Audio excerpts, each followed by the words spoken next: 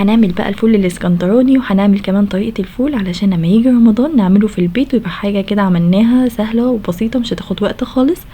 اول حاجة المية انا غلياها على النار، وده فول انا نقعاه يوم كامل وكل شوية كنت اغير المية بتاعته.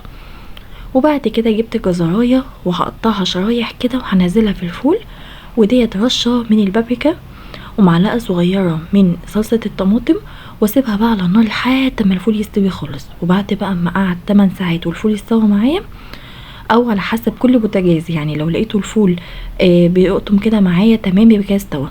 نزلت عليه بقى بالنشا، وبعد كده اوطي النار عليها لحد اما الفول يستوي معايا خالص، والنشا كده تخلي الفول نفسه يتقل.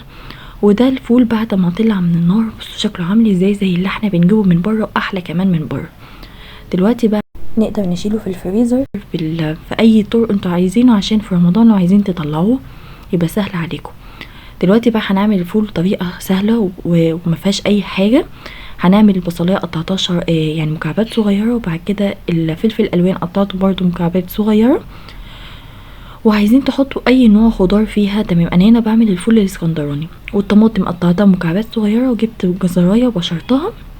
وبعد كده حله على النار او طاسه على النار، نزلت شويه زيت مع زبده، وهنزل بقى البصل لحد ما يتشوح كده ويبقى طري كده معايا، يعني الاقي البصل نفسه دبل كده معايا، وافضل بقى اقلب فيه. وبعد كده هنزل الخضار اللي انا عملته، وافضل بقى اشوح الخضار دوت مع البصل لحد ما الخضار بقى بتاعي يدبل كده خالص. والفول اللي انا حطيته بقى في الفريزر وخزنته معاكم في الفريزر هطلعه واحطه بقى معاهم، يعني تشوح كل ده مع بعض.